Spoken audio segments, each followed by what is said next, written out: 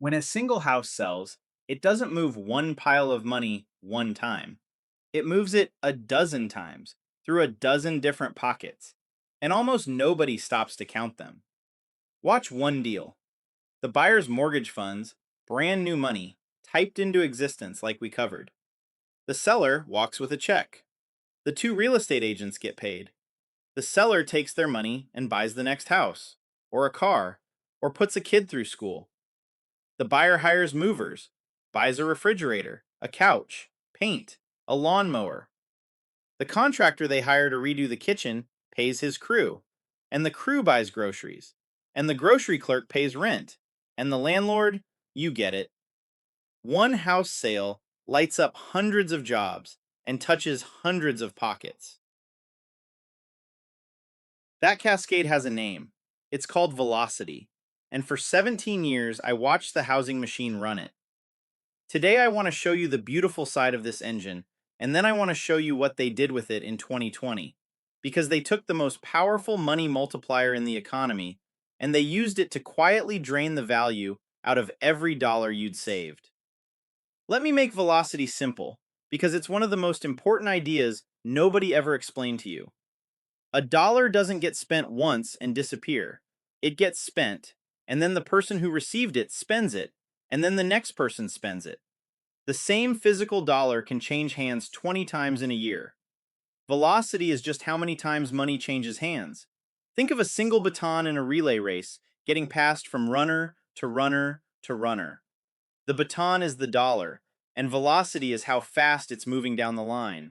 Fast baton, hot economy. Slow baton, cold economy. And housing is the biggest baton passer there is. Because a house is a huge transaction, and it doesn't just sit there.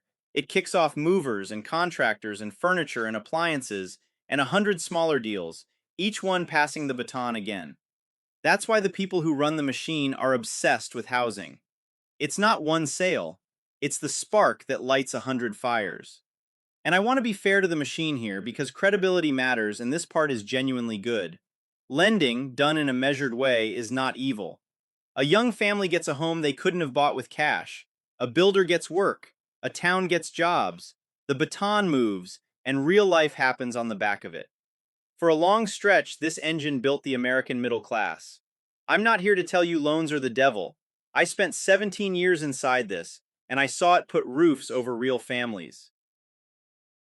The problem was never that the engine exists. The problem is what happens when the people running it decide to slam their foot on the gas and pour in fuel that doesn't exist. Because that's exactly what they did, twice. And I built a tool that shows you what it cost your specific savings when they did it. I'll give you the address in a minute. Stay with me, because you lived through this next part. You just may not have seen the machine behind it. Go back to 2008. The engine didn't just slow down, it seized. Lending froze. Money got destroyed faster than it was created. The baton stopped moving. And the only tool the machine has for the baton stopped is the one we keep running into. Create more money and shove it in. So they did. And then in 2020, when the world shut down, they did it again. But this time on a scale that had never been attempted in human history. They cut interest rates to zero to make borrowing free, and they created new money and pushed it into the system through every channel they had. Stimulus checks, business loans that turned into grants, the Fed buying bonds by the trillion. Here's the number that matters, and you can check it. There's a measure of all the money sloshing around the US economy. Economists call it M2. In February of 2020, it was about $15 trillion. 2 years later, it was about 21 trillion. They created roughly 40% more dollars in about 24 months. 40%. Nearly half again as many dollars in the world, conjured in 2 years. Most of it the same way I conjured money at my desk, typed into being. Now put the two ideas together, the flood and the baton. At first, in 2020, all that new money kind of sat there. People were locked down, nobody was spending, the baton was barely moving. And the people in charge looked at that and told you the magic words. Don't worry, inflation is transitory, temporary, nothing to see here. But money doesn't sit still forever. As the world reopened, the baton started moving again, and now it was passing an ocean of freshly created dollars through an economy that hadn't made 40% more stuff. More dollars, same amount of goods. And you know exactly what happened because you paid for it at the pump and the grocery store. Prices tore upward. Inflation hit about 9%, the worst in 40 years. That gallon of milk, that tank of gas, that repair bill, all of it took more of your dollars, and no amount of being careful on your end had anything to do with it. That's the theft, and it's important you see it wasn't an accident or bad luck. They flooded the system with created money to restart the engine, and the price of restarting the engine was the value of every dollar you had already saved. You didn't get a vote, you just got the bill. Your careful savings got quietly taxed, not by a tax you can see on a form, but by the oldest tax there is. They made more dollars, so yours were worth less. And here's the part that should end any faith that the people running this have it under control. They can create the money. They cannot control where it goes or undo the damage once it's loose. They flooded the system to save it. The flood became inflation, and then, to fight the inflation they caused, they had to slam rates back up, which broke banks and froze housing all over again. The machine's only tools are print more and make borrowing painful, and it swings between them forever, and the saver gets whipped back and forth in the middle every single time. Every asset you own that's denominated in dollars sits downstream of that printer. A printer run by people who just proved they'll create 40% more dollars in 2 years when they feel they have to, and call it transitory while they do it. Your savings, your bonds, your pension, all of it, floating on a currency that can be expanded by nearly half in the time it takes to sell a house. So here's what finally pulled me toward the one asset that doesn't play this game. You cannot flood Bitcoin. There is no stimulus button for Bitcoin. There is no emergency where a committee injects 40% more of it to restart something.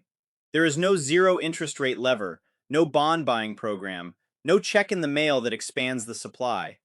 It arrives on a fixed schedule that was set in advance, and a global crisis cannot speed it up. 21 million, no matter how bad it gets out there.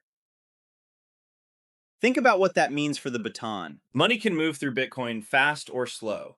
That's fine. Velocity can do whatever it wants. But no one can respond to a crisis by making more of it and diluting the people holding it. That is the thing the dollar cannot promise you and never will. Because the dollar's entire job is to be floodable when the machine needs saving. Bitcoin is the one form of money whose supply doesn't care how scared the people in charge are. In 2020, they made half again as many dollars in 2 years. In that same window, the amount of Bitcoin that will ever exist did not change by a single coin, and it never will. That tool I mentioned is at timtalksfinance.com/members. Put in your real savings, and it shows you what that 2020 to 2022 flood actually did to your purchasing power. The real number, not transitory. And what those same dollars would have held if they'd been sitting in the one supply that can't be flooded. It's part of the membership. I built it because inflation is temporary cost savers more than almost any sentence in modern history, and you deserve to see the truth in your own numbers. I'm not going to tell you they flood the system again next year, or that Bitcoin does anything in particular when they do. Nobody knows the timing. But I'll tell you the pattern, and the pattern is now written in plain data. When the engine stalls, they create money to restart it, and the value comes out of your savings. They've done it in 2008 and in 2020, and the tools haven't changed. You get to decide how much of your life's work you want sitting in the thing that gets flooded versus the one thing that can't be. That's the probability. I'm just handing you the math. So the next time you hear that a strong housing market is good for the economy, you'll know why. One house sale really does light up hundreds of jobs. And that engine is real. And it's something to respect. But you'll also know the darker half. That same engine is the one they flood when they're scared. And the fuel they flood it with is the value of the dollars you saved. A beautiful machine, pointed at your purchasing power. The only way I've found to stand outside the flood is to hold the one money nobody can pour more of. No stimulus button, no emergency exception. 21 million fixed, while they made half again as many dollars in the time it takes to close on a house.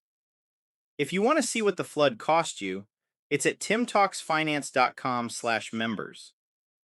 Next episode, we step outside the mortgage world entirely to the man who told me to buy gold before it quadrupled, and the paper he wrote that named what comes after gold.